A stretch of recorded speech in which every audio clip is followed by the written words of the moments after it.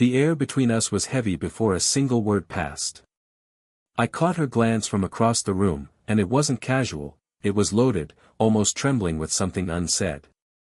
My chest tightened as if warning me, yet every instinct urged me closer.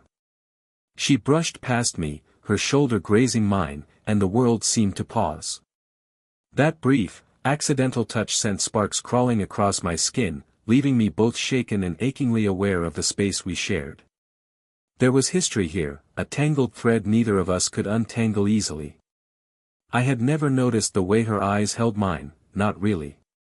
Tonight, though, the subtle flicker of recognition, or maybe guilt, was impossible to ignore. Her laughter carried a weight, a melody that didn't quite match the warmth in her gaze.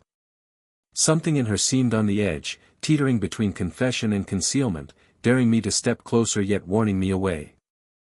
Every subtle movement, the tilt of her head, the way her hair caught the dim light, spoke of a story she wasn't ready to tell.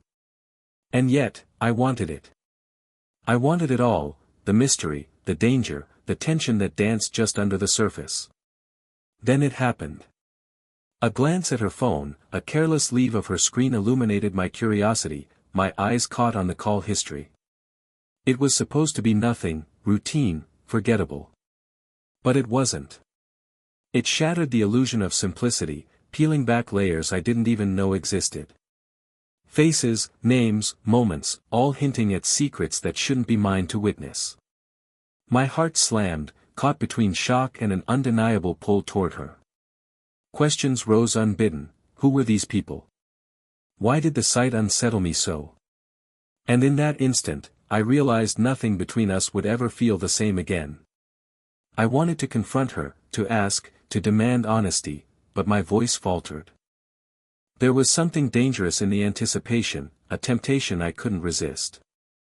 The night felt alive, as if it was holding its breath, letting our unresolved chemistry simmer just beneath the surface. And as she moved away, smiling softly yet unknowingly taunting, I stood frozen, caught in the delicate tension of curiosity, desire, and the fear of crossing a line we both had avoided for far too long. The night seemed to stretch longer than it had any right to. I could feel her presence behind me, just inches away, though we hadn't spoken since the phone. Every subtle movement, her shifting weight, the quiet click of her heels on the hardwood, felt amplified, like a signal neither of us could ignore. I wanted to ask her, to demand answers, yet my throat tightened as though fear and desire had conspired to mute me. She finally turned, her eyes meeting mine. That gaze, it was still warm, still teasing, but now shadowed with something unspoken, something fragile. For a moment, we just stood there, breathing, letting the quiet between us swell into its own kind of conversation. Her hand brushed against the edge of the couch as if for support, and I couldn't stop the way my fingers itched to follow that line, to trace the faint warmth of her skin, if only to remind myself she was real, not a figment of my imagination. I tried to speak, but words faltered. Instead, I let my eyes linger on hers, hoping she would bridge the gap, hoping she'd give me permission to cross the line I had been warned never to approach. She took a small step closer, and the air between us seemed to hum with unspoken confessions. I could feel the tension coil tighter, each heartbeat thundering louder than the last. Her lips parted as if she might speak, yet no words came. That silence, thick, vulnerable, intimate, was more potent than anything I could imagine saying aloud. I was acutely aware of every detail, the curve of her shoulder under the soft fabric of her sweater, the faint warmth radiating from her proximity, the subtle scent of her hair as it brushed her neck. I felt both invited and forbidden at the same time, and the push-pull of it left me dizzy with anticipation. I realized that tonight was no longer just an ordinary evening. Something had shifted, some fragile, dangerous energy had awakened between us, teasing boundaries neither of us dared cross. And in that fragile, tense moment, I knew we were both aware, the moment of reckoning was coming, but not yet. The apartment felt smaller now, crowded with the weight of unsaid words.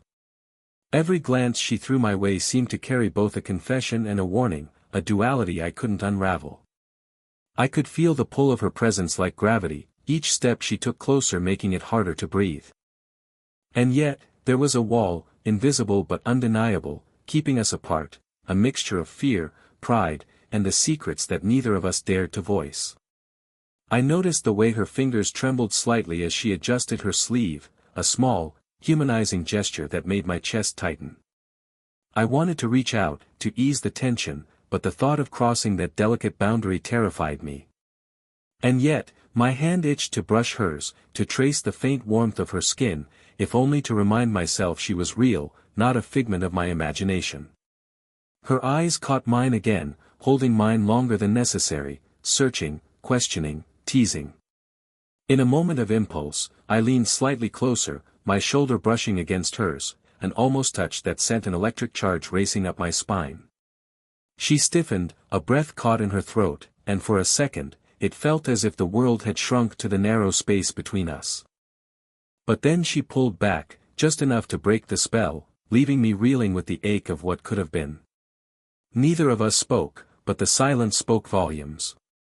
Every subtle gesture, the tilt of her head, the flutter of her lashes, the quiet intake of her breath, was a conversation of its own. We were suspended in a delicate limbo, so close, yet tethered by our own fears and the weight of our unspoken past. Desire swirled in the air, heavy and undeniable, but neither dared to name it.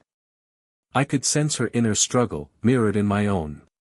We both wanted to close the gap, yet both knew that doing so recklessly could shatter what little equilibrium we had.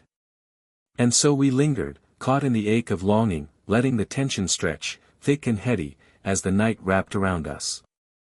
It was a moment of anticipation so raw, so charged, it left my heart pounding and my thoughts fraying at the edges, on the cusp of something neither of us were ready to claim, yet unable to resist. The room seemed to shrink around us, every sound amplified, the quiet hum of the refrigerator, the distant traffic outside, the shallow rhythm of our own breathing.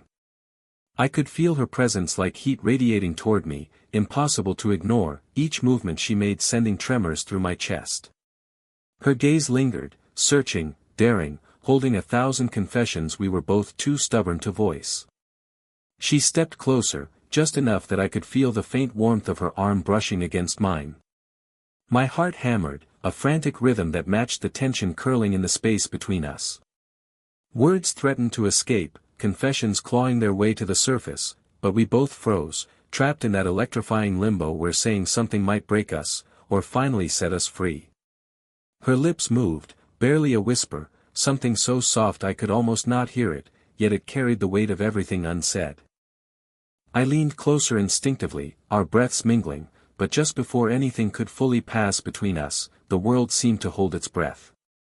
We both stopped, caught on the edge of revelation and desire, the tension so tangible it almost ached. Time stretched. Every subtle gesture, the tilt of her head, the flutter of her lashes, the quiet intake of her breath, felt monumental.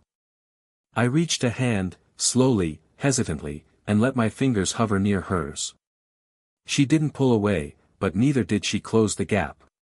And yet, in that suspended moment, it felt as though our hands had touched, as though the electricity that had been simmering between us finally sparked into recognition. The apartment was quiet now, bathed in the amber glow of late afternoon light.